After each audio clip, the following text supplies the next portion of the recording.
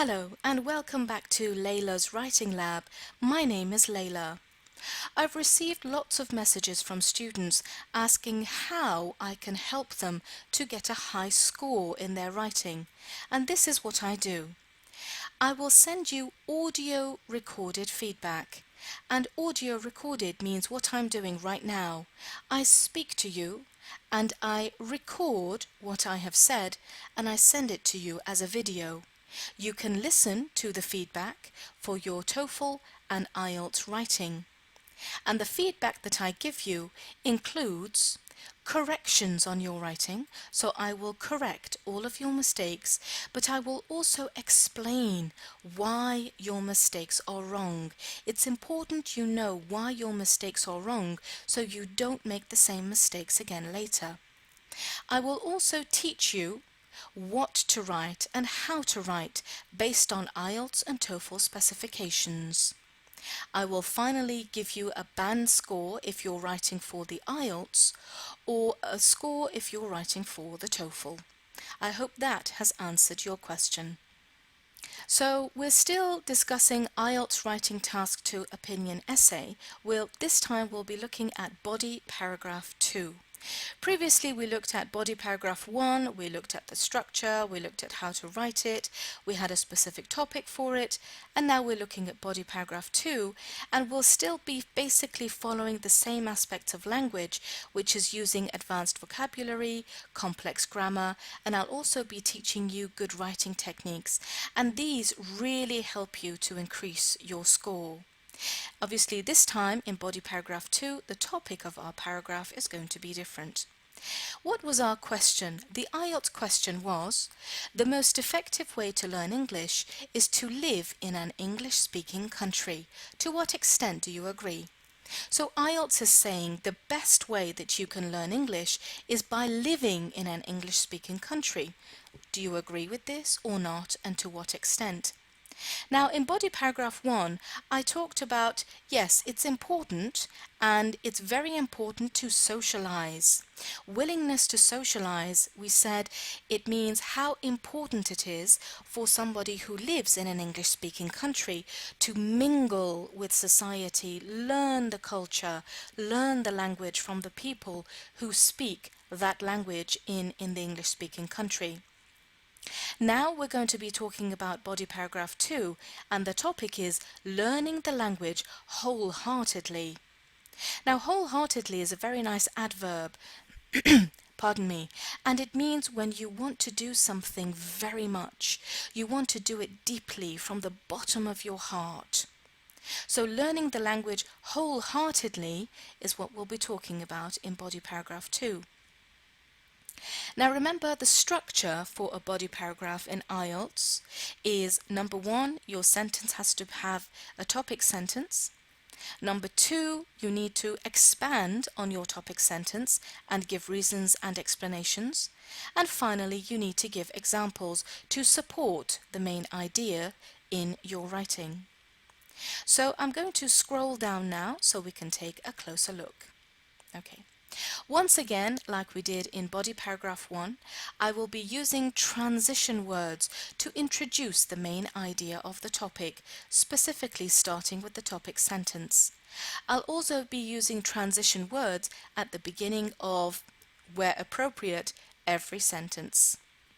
This is body paragraph 2, and I've divided it into 3 sections, as you can see.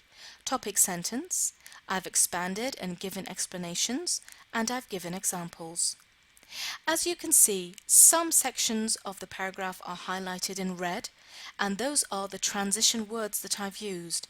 And as you can see, I've not only used lots of them, but I have not ever repeated the same transition word or the same linker. It's very important to use as many different linkers as you possibly can. This will get me a very high score in my organization aspect of my IELTS score. You'll also see some aspects of the paragraph are highlighted in green, and these are specific to the grammar that I have used, and I'm going to explain that here as well. And finally, there are just a few little points that I've highlighted in purple, and these are the advanced vocabulary that I suggest can be used in this paragraph. So let's take a closer look. In relation to learning English, although it is said that learning in an English-speaking country is most effective, there are many other elements which also need to be considered, namely the extent of one's desire for wanting to learn regardless of their country of residence. This is one sentence and I've divided it into separate clauses. Let's see what it means. I've started with a transition word, in relation to, and that tells the examiner that okay, I'm starting a new paragraph or I'm starting a new topic. When I use in relation to, if my next word is going to be a verb, it has to be used in the gerund form. In relation to learning, speaking, living, anything has to be gerund. So when we talk about learning English, now here I've used a very good writing technique. I have repeated what IELTS has said, and then I have said that there are other elements also. So basically I'm telling the examiner that what IELTS is saying about what is important to learn English, I don't agree 100%. I think that there are other things we need to think about in order to learn English. Okay, so although it is said, again I've used passive here, which is in green, although it is said that living in an English-speaking country is most effective, according to IELTS, there are many other elements, factors, important points, which also need to be considered. Now this sentence has got two passive verbs. One is used with is said, which is to be plus past participle. Here I've used a different structure for passive. I've used need plus to be plus past participle, which is this structure here. So when you want to use the verb need to make a passive, you can either use need plus gerund, for example, my car needs washing. Who's going to wash my car? I don't know. It's not important. My car needs washing. That's one way of making the passive. Another way with need is to have need plus to be plus past participle, which is this structure here. So other elements, other important points also need to be considered. We need to think about other points as well. And what are those other points? Namely, we use namely as a transition word when you want to say what those points are, namely the extent of one's desire for wanting to learn. Namely, the extent, it means how much. One means a person, and I've used this in body paragraph 1 as well, and that's instead of using someone or a person or student, we just use the word one. It's very academic. Namely, how much a person really wants to learn. Desire means really wants. For wanting to learn. When you have the word desire, you have desire for something, that's the collocation, and when you have a preposition, you have to have the gerund, for wanting. The desire for wanting to learn, regardless, again another transition word, regardless of their country of residence. That means it doesn't matter where they live. So in this topic sentence, I've told the examiner that this is what IELTS is saying. Living in an English-speaking country is the best way to learn English. However, other points are also important, and it doesn't matter where you live, you still can learn the English language. So now let's explain. Strictly speaking, this is the transition word to show my examiner that now I'm going to explain. In order for someone to learn a language wholeheartedly, ultimate desire and perseverance have to be demonstrated so that their goal of speaking English fluently and proficiently is met. Consequently, this could take place in any location, not necessarily in an English-speaking country. So strictly speaking in order for. Now, in order for, I have used instead of if. I'm going to write a conditional. Instead of using the word if someone wants to learn English as the form of conditional, I've used a more academic version, in order for. And this is one way of writing very good grammar. In order for someone to learn a language wholeheartedly, if somebody wants to really learn the language very well, ultimate, maximum desire, really wanting to learn that language, and perseverance, that means not giving up, have to be demonstrated. This person has to show, demonstrate, that they really want to learn the language and that they will not give up, so that their goal of speaking English fluently and proficiently, that means with good vocabulary, is met.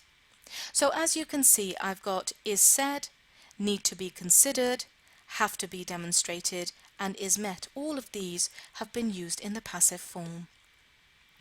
Consequently, as a result, and this is my transition word, as a result, this, meaning learning English in any location, could take place anywhere in any location, not necessarily in an English-speaking country. Let's give examples. Indeed, that is how I showed the examiner that now I want to give an example. Indeed, a studious learner, that means a studious means somebody who studies very hard. It's a very good adjective. Now I can't say a studious student because that doesn't sound very well. I've given a synonym. A studious learner who is prepared to tolerate making humiliating mistakes, or one who shows determination in spending countless hours searching for authentic learning material, might prove to be a much more proficient English speaker as opposed to one who lives in an English-speaking country. So indeed, this is my example. A person who studies very hard and who is prepared to tolerate making humiliating mistakes. Humiliating is an adjective and it means very embarrassing. As you know, when you're trying to learn a new language, you make mistakes and it could be very embarrassing and some people get very shy.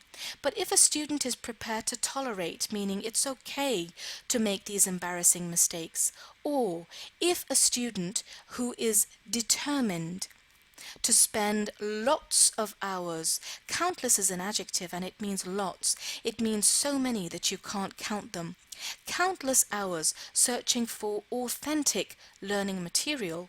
Authentic means real English material, so not IELTS questions, not IELTS books, but real English, magazines, newspapers, articles, radio programs, TV programs, authentic learning material.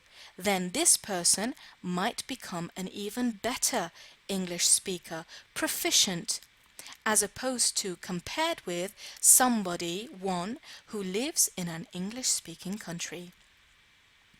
So this is my body paragraph 2. Let's take a look at the grammar that I have also included. As I said previously, I've used the passive with need. You can either use it with the gerund or I've used it with need to be plus past participle. I've used the passive with in order for. In order for objective, in order for someone to learn a language wholeheartedly, modal be past participle. Modal is here, have to be demonstrated. So if someone wants to learn very well, then they have to show, they have to demonstrate perseverance. Okay?